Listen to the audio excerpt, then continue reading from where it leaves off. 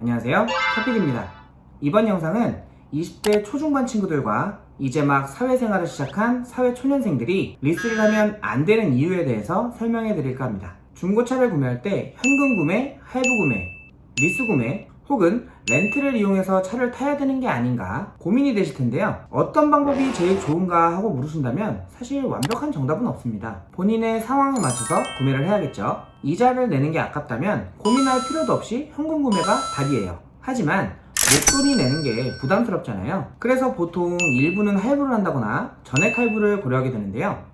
사회초년생들은 전문직이라던가 대기업에 다닌다던가 혹은 공기업 같은 데 근무를 한다던가 공무원, 군인 같은 직업들이 아니면 사실 전액 할부는 나오지도 않아요. 이렇게 개개인마다 직장 근무 형태라든지 소득이 들어오는 형태가 각각 다르기 때문에 각자의 조건에 맞게 따져보고 차량을 현금으로 구매를 할지 할부 구매나 리스 구매 혹은 렌트를 이용할지 결정을 해야 합니다. 현실적으로 생각해 볼 때 대부분의 20대 초중반 대학을 갓 졸업하고 사회생활을 시작한 사회초년생들이 사실 목돈이 어디 있겠어요. 할부 구매 혹은 리스 구매를 고려할 텐데 리스 구매는 하지 마세요. 현금 구매가 어렵다면 할부 구매를 해야 돼요. 리스 상품을 이용하는 이유는 대부분이 세금 회계 처리에 유용하기 때문이에요. 그렇기 때문에 사업자가 아닌 일반 직장인들은 이용할 필요가 없습니다. 집안이 부유해서 부모님의 사업자 명의로 리스를 진행하거나 하지 않는다면요. 리스는 크게 운용 리스와 금융 리스로 나눌 수 있는데요.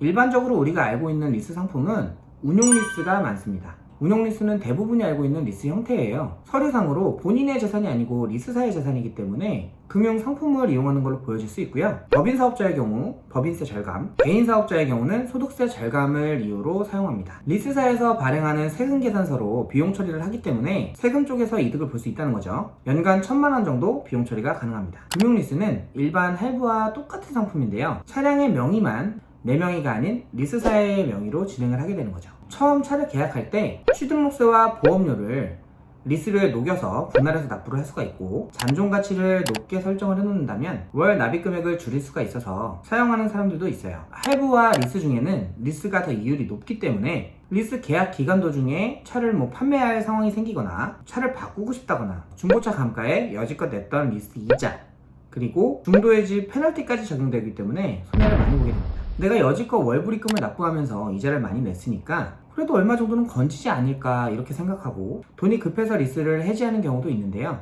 월 납입금을 낮춰서 차를 산 어린 친구들의 경우는 잔존가치마저 높게 설정을 해놓는 경우가 많기 때문에 오히려 리스사에다가 돈을 지불하고 계약을 해지해야 되는 경우가 너무너무나 많습니다. 먹는 거라든지 입는 거 그런 거를 포기하고 차를 비싼 걸 타는 그런 카푸어 친구들은 양호한 거고요. 나는 차를 사면서 돈을 모아놓은 것도 없고 차를 해지하면 그 차를 판 비용이라도 건질 줄 알았는데 그냥 빚만 남는 경우가 생길 수가 있어요.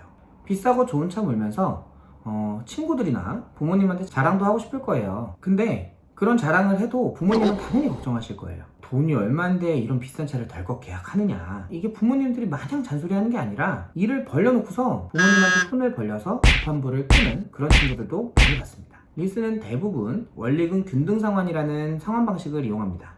초반에는 이자율이 높고 갈수록 원금의 비율이 높아지는 그런 상환 방식이에요. 매달 내는 금액은 일정한데 이자와 원금의 비율이 달라지는 거죠. 이게 왜 그런 거냐면 리스는 제가 아까 금융상품이라고 말씀을 드렸죠. 계약자에게 차량 대금을 빌려주고 매달 이자와 원금을 받는 금융상품이기 때문에 리스사에서는 이자를 많이 받아야 이윤이 많이 남겠죠. 그래서 이자를 많이 받아먹을 방법으로 원리금 균등상환 방식을 사용하는 거예요. 그래서 월불입금을 일정하게 내더라도 처음에는 이자 비율이 높기 때문에 한 1년, 2년 냈다고 해서 원금이 크게 줄어들지는 않는 거예요. 따라서 48개월, 60개월 그 이상을 계약했다 그러면 중도해지를 했을 때 정말 큰 손해를 볼 수가 있어요. 근데 어린 친구들은 월 불입금을 낮추기 위해서 장기간 계약을 하는 경우가 많잖아요.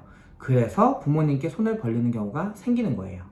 원금은 거의 줄지 않았으니까요. 내가 수입이 한 300만 원 정도 되는 것 같아서 한 100만 원 정도는 내가 매달 낼 수 있겠다 싶어가지고 덜컥 수입차를 계약해서 타다가 살다 보면 이런 일 저런 일 겪다 보면은 슬슬 부담이 될 수 있어요. 그래서 해지하려고 하면은 오히려 돈을 내야 되는 상황이 오니까 어쩔 수 없이 그냥 타는 사람도 봤고 진짜 부모님한테 울면서 돈 갚아달라고 비는 사람들도 봤어요. 때문에 월납입 30만원, 월납입 50만원이면 나도 수입차 탄다, 뭐 이런 광고에 혹해가지고 차량을 구매하시는 그런 어리석은 짓은 하지 않으셨으면 좋겠습니다. 리스사에서도 까다롭게 심사를 보기 때문에 사실 뭐 리스 승인이 그렇게 쉽게 나는 것도 아니에요. 누구나 좋은 차, 비싼 차를 타고 싶겠지만 현실적으로 나에게 맞는 차량을 정말 고민해서 잘 선택하셨으면 좋겠어요. 우스갯소리로 차를 계약하는 데는 계약서에 사인할 수 있는 용기만 있으면 된다, 이런 말도 있더라고요. 계약을 하고 나서 그걸 갚다가 눈물을 흘리는 상황도 발생할 수 있다는 것을 알아두셨으면 좋겠습니다. 이번 영상도 시청해주셔서 감사합니다. 잔존가치를